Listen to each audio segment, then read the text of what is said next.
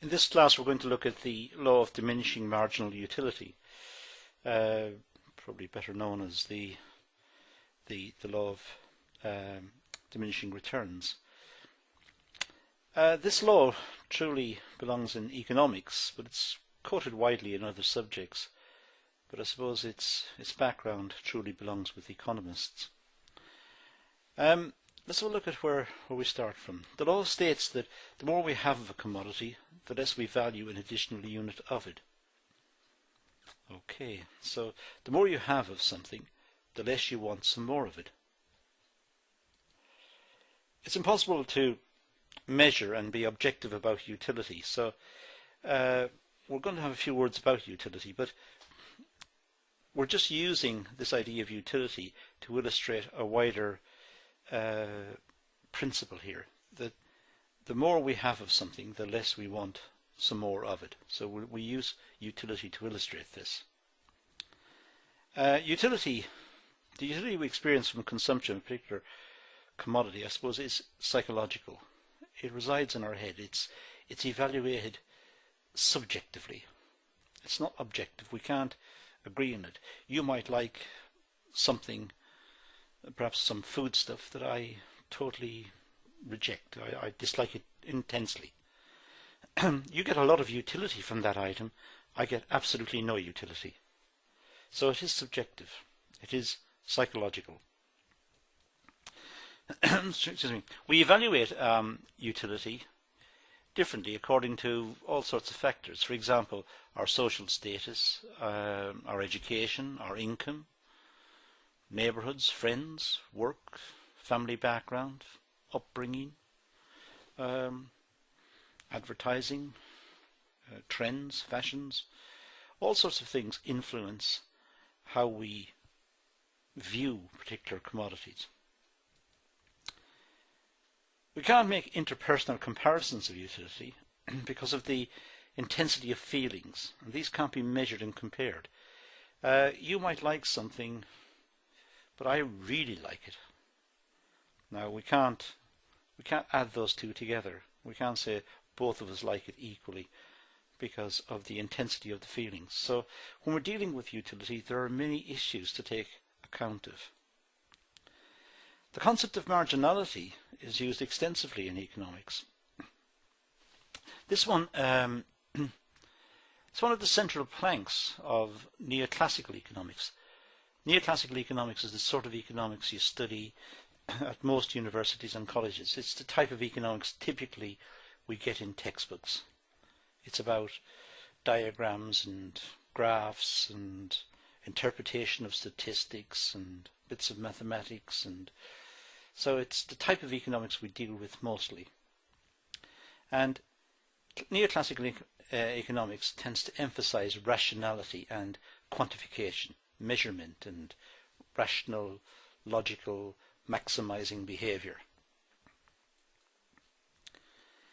Marginal utility is the change in the total utility resulting from the consumption of one more unit of the commodity. Okay, let's have a look at a table that illustrates that. Now here's a table showing the consumption of cheese sandwiches. Let's say everyone eats cheese sandwiches, pretend. I know not everybody does, but just for this example. Now, if you have one cheese sandwich, you might get 200 units of utility, 200 utils. Okay, so that's okay. Now, number two, if you have two sandwiches, your total utility will have gone up to 250. In other words, let me just put the cursor onto the page. Here you go. Now, total utility is now 250. So the marginal utility, the change in the total utility, because of the second unit, is 50. So the second sandwich has given you 50 units of utility, 50 utils, U-T-I-L-S, utils. The first sandwich gave you 200, the second one only gave you 50.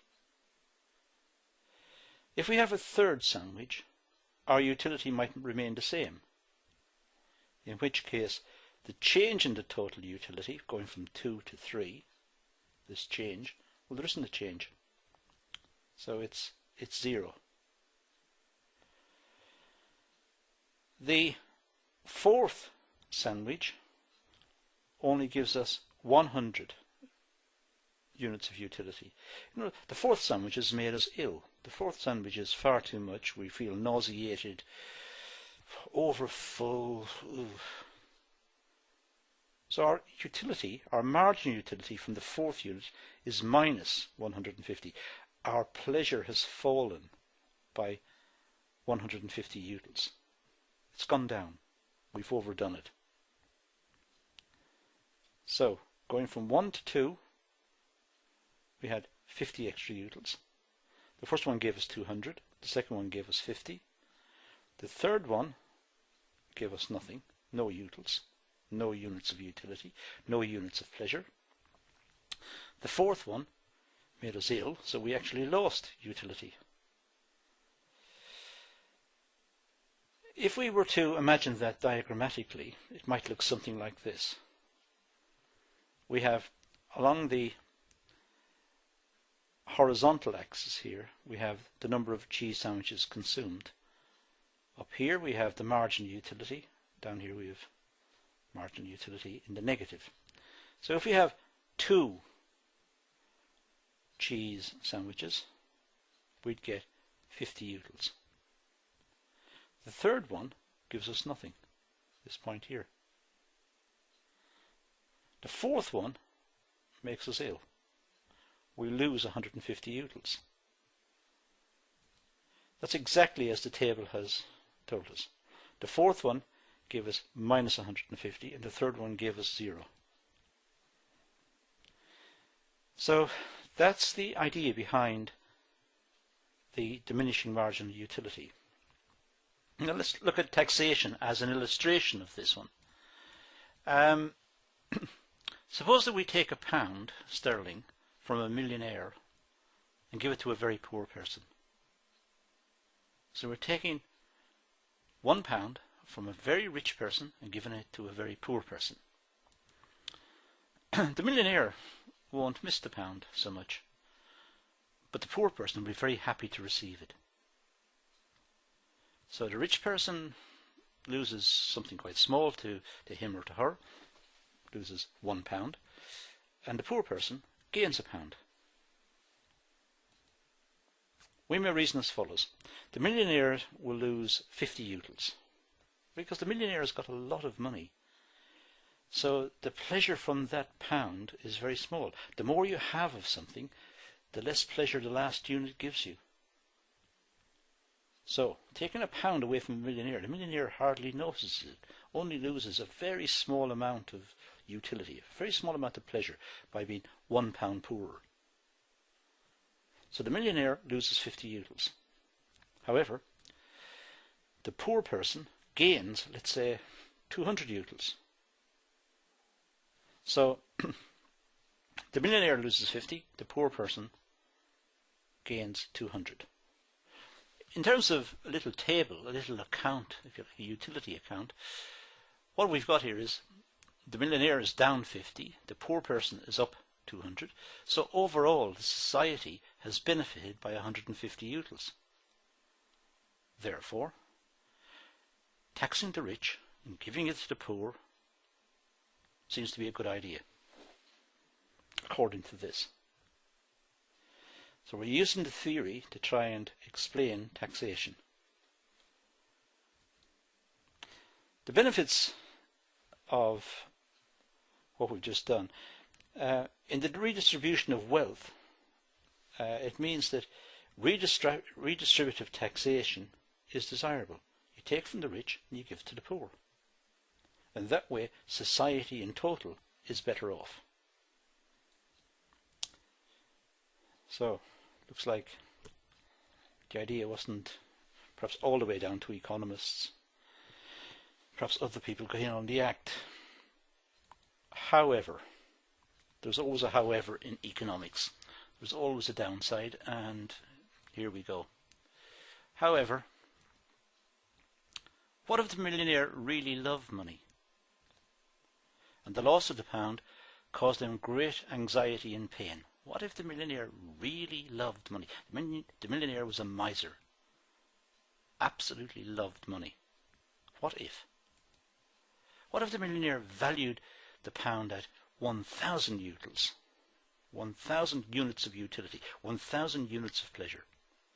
So he lost 1,000 utils, and a poor person only gained 200 utils. What if? Well, our table would look different. The millionaire is down 1,000 utils, and the poor person is only up 200 utils. So overall, society is worse off. Perhaps we should take from the poor and give to the rich. Seems a bit strange, but well, that's the logic of it.